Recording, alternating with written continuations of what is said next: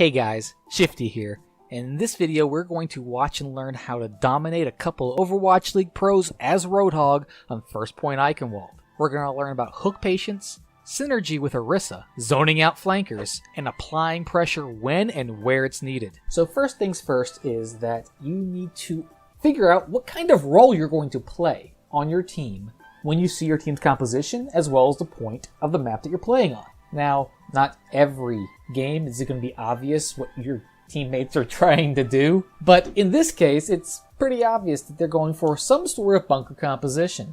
You've got the Orisa, Bastion, Baptiste, Mercy, Hanzo. Hog fits well with this composition, and it fits well when you're trying to control space that the rest of this team may not be able to get line of sight of. In particular, on Eichenwald First Point Defense, which is where we're going to be playing here, the middle tower is going to be the line of sight problem for when the enemy team tries to transition and engage on your team. Now, let's take a look here. So, what the enemy team is going to try to do is we set up pretty standard on the back left-hand corner of this tower.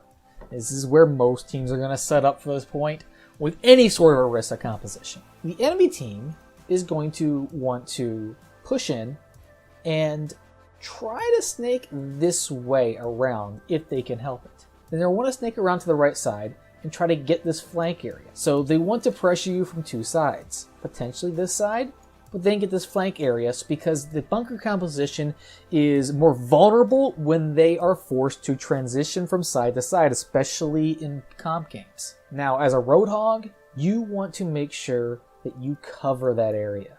So if you do see them come over here, you transition and you punish them and cover your team's flanks. That way, the rest of your team can focus on the main and you've got their backs. There you go. We see over here at the Winston, D.Va comes as well. Should be an easy pick for him. Now, if D.Va matrixes it, he might be able to survive, but still, a Winston and the D.Va is not enough to threaten you as a hog, especially when pocketed by a Mercy. Thank you, ISO.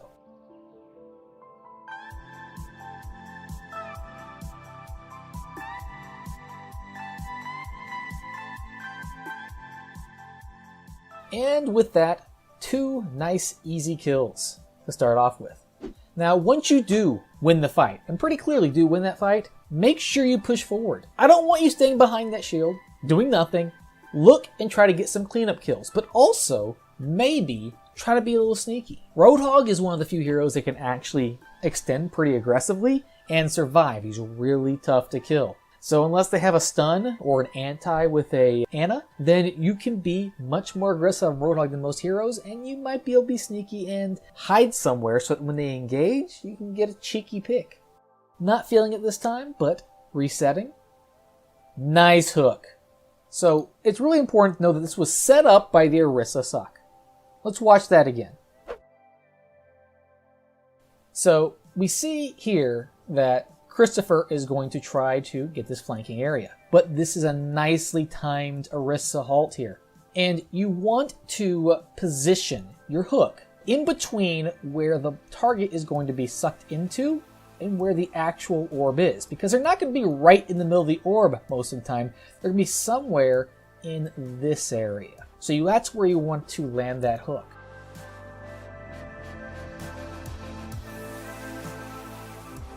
Good reaction. And once we're over here, not much they can do about it. Let's see if we can maybe get another pick from the side angle now that we've already got one.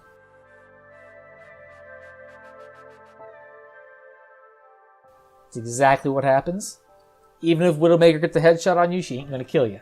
But look how patient he is with the hook. He knows he doesn't have to immediately go on the hook first all.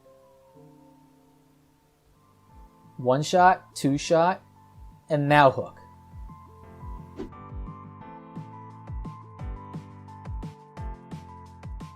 Now, although there was a Hanzo over here, and we had the hook, sometimes we can try to be aggressive, see if we can get him. But in this situation, we just lost our Bastion.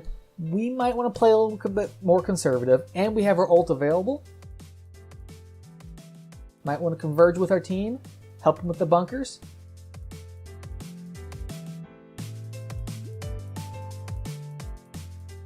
And now the enemy team has space. So could you have gone after Hanzo? Maybe. Maybe not. He decides not to. But now they have all this space. They've got the Pharah, they've got the ball, Hanzo over here, Mercy somewhere over here.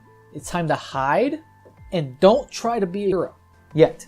You want to try to restabilize. Let our bunker composition, which has given up too much space, heal up, and then try to re-engage. We have our ult. Maybe we can make something happen. We have our hook. Maybe we can make something happen. But be patient here, because we can't go engage at half health.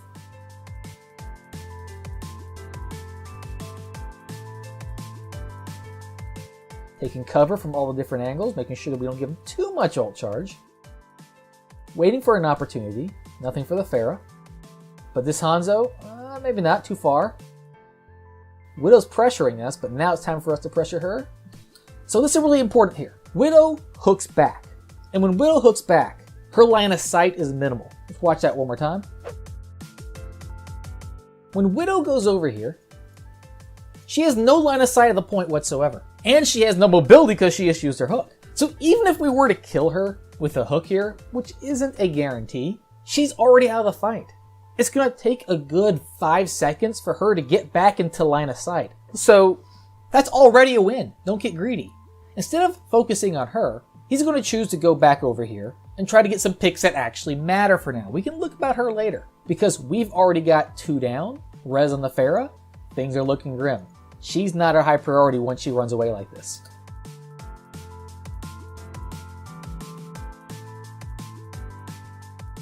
And getting a kill on this ball is enough for our ult. Absolutely enough. We don't have to get anything else other than that one ball kill. And if you can trade a hog ult for a single kill in a fight that is somewhat even that you think at the time, it's totally worth it. And you saw the Widow wasn't able to do anything because of her positioning. Alright, hitting tab between fights, really important. Let's take a look a little bit over here and see exactly what they're running now. So with the Sombra, it's something that we want to try to zone out. Really important. Now, don't let Sombra feed off you. We got a Hanzo for the shield break, and now we have a Sombra possibly for the hack. So make sure not to feed that Sombra with your tons of health that Roadhog has. Now you can pressure her, you can try to spy check for her. She's going to have to be very careful with those hooks, but don't try to take one-on-one fights with your hook off cooldown for extended periods of time.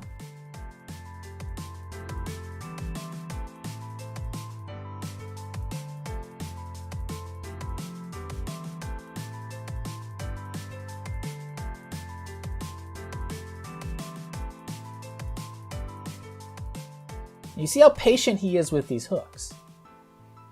Well, until that point. He's not trying to do too much. He's waiting for the perfect opportunity. And don't do this though. He got a little bit cocky here.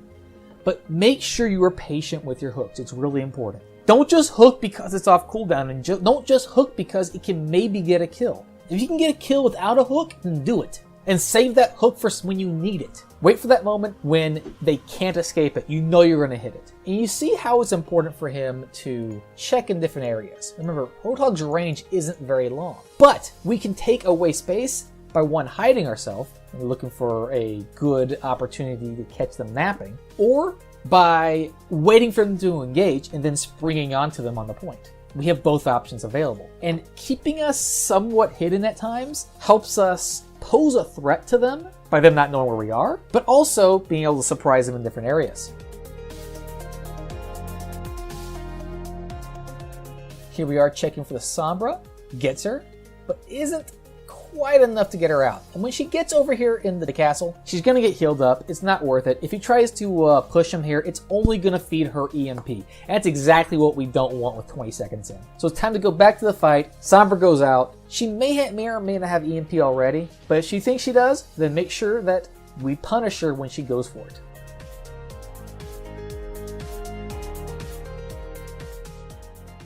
Still looking for Sombra, looking for other opportunities. There's the EMP. Stabilizing, looking for an opportunity, being patient here. And now, we're just trying to get them off the point, create space. The EMP's happened, And just being able to create that space is going to stop their follow-up in its tracks. It doesn't look too big of an impact, but just having that threat there can make them think twice of trying to engage right after that EMP. Overall, remember to be patient with your hooks and wait for the right moment, such as when the enemy is predictable in their movement, or they're not expecting your hook, or they have no movement cooldown to bait you into a miss. If you don't need to use your hook to kill someone, then don't use it. Roadhog can be very effective and scary even without his hook. Make sure to practice how to be effective with Juts' scrap gun and use your hook as the ace in the hole. Finally, remember that the hook is a projectile and can reach up to 20 meters, but it takes time to reach its target. The further away your target is and the faster they're moving, the more you'll have to lead your target.